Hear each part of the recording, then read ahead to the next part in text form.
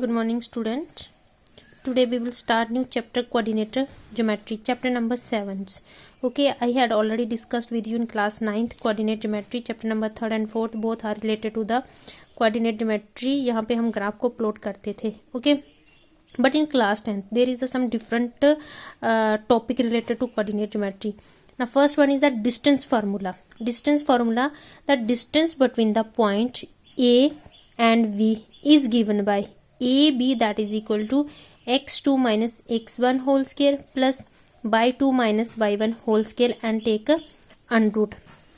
अब देखिए इस ग्राफ पे, यहाँ पे आपको मैं क्लियर करवा दूं.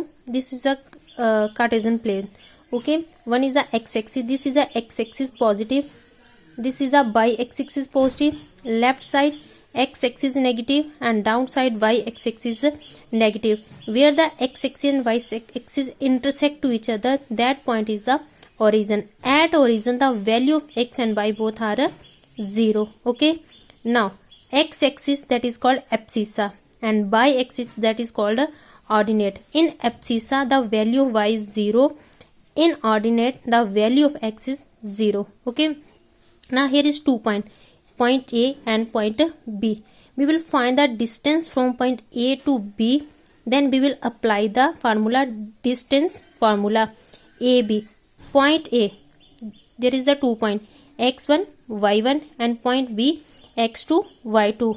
Okay, मैंने आपको पहले भी बताया है. First we will write the value of x, after that y. Point A, the point of x1 and y1, B x2 and y2 is given that x2 minus x1, second value of x minus first value whole square plus y2 minus y1 whole square, the sum of both this term and take under root. This is called a distance formula. With the help of this formula we will find the questions. Some important point: a right angle triangle, if the sum of the square of any two side is equal to the square of the third side largest, like PGT. Okay, हो सकता है यहाँ पे हमारी right angle triangle बने, first condition. And equilateral triangles means all the sides are equal. Okay, third condition हमारे पास क्या बन सकती है? Isosceles triangles of any two sides are equal. Collinear point means if the sum of two sides is equal to the third side. अगर two sides का जो sum है वो थर्ड साइड के इक्वल है, then we will say that this is the collinear lines. Now 4 point will form. अगर 4 point बनते हैं अ रोम्बस में क्या होगा? If all the 4 sides are equal. A square if all 4 sides are equal and diagonals are equal. Square और rhombus में क्या difference है? रोम्बस और स्क्वायर की 4 साइड्स इक्वल होती हैं, बट रोम्बस के डायगोनल्स इक्वल नहीं होते, बट स्क्वायर के डायगोनल्स हमारे इक्वल्स होते हैं. डायगोनल्स मीन जो ऑपोजिट साइड को टच करते हैं. अब parallelogram, if opposite sides are equals. Parallelogram में क्या होता है? Opposite sides are equal. In same case rectangle, opposite sides and the diagonals are equal. Okay, that is the 4 point will form. With the help of distance formula we will solve exercise 7.1. The first question: find the distance between the following pair of points. This is a pair. This is a A point and this is a B point.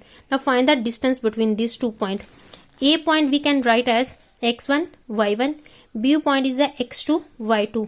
So AB, that is equal to x2 minus x1 whole square plus y2 minus y1. So 4 minus 2 and 1 minus 3. 4 minus 2 हमारे पास 2 हो गया, 1 minus 3 minus 2 हो गया. 2 square 4 minus 2 square again 4. 4 plus 4 8. So we can write under root 2 under root 2 under root 2 under root 2 into 2 हमारा 2 हो गया and under root 2 as it is. Okay, and these 2 question is the homework for you. Now question number 2.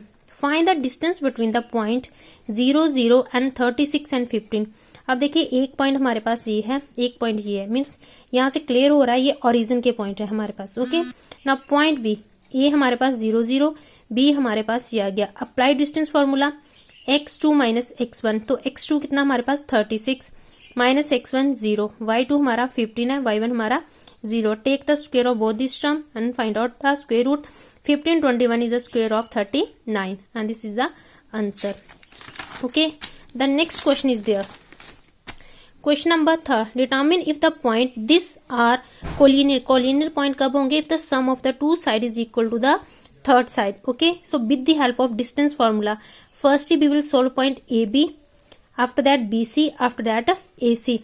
The sum of 2 points is not equal to third point. That's why we can say that the given points are not collinear. Okay, I will not repeat again and again because this is the distance formula. Okay, now next question is the question number 4. Check whether these points are the vertices of the isosceles triangle. नाम से ले रहा है कि isosceles triangle क्या होगा? If the two sides are equal of a triangle. पहले हमने AV का ले लिया, अप्लाई द डिस्टेंस फॉर्मूला, हमारे पास कितना आ गया? √37 यूनिट. सिमिलरली हमने नेक्स्ट ले लिया BC, उसका हमने निकाला तो हमारे पास आ गया 37. यहां से क्लियर हो गया the two sides are equal, it's mean this triangle is the isosceles triangle because isosceles triangles are those triangles whose two sides are equal to each other. The next question, question number 6. Name the types of the quadrilateral formed if any by the following point are the reason for your answer. हमने बताना है कि quadrilateral दे रखा है, quadrilateral में 4 points होंगे, हमने 4 points को हमने सॉल्व करना है. हमने वहां से बताना है कि वो स्क्वायर है, रेक्टेंगल है, रोम्बस है, जहां तो वो हमारा पैरेललोग्राम है. अगर 4 साइड्स आर इक्वल है तो हम रोम्बस भी बोल सकते हैं, स्क्वायर भी बोल सकते हैं. अगर उनके डायगोनल्स इक्वल है तो हम बोलेंगे दैट इज स्क्वायर. अगर डायगोनल्स इक्वल नहीं है दैट इज रोम्बस. अगर हमने देखिए हमने यहाँ पे सॉल्व किया all the sides are equal, यहाँ पे हमारे पास सस्पेंस क्रिएट हो गया कि this is the square and this is the rhombus. दोनों कंडीशन हो सकती है because in both conditions all the sides are equal, but we will identify with the help of diagonals. जब हमने डायगोनल्स को लिया यहाँ पे BD और AC, these are the diagonals are again same, so that's why we can say that this is given quadrilateral is a square because all the side as well as the diagonals are equal. Okay, and the rest of the question from question number 6 is a homework for you.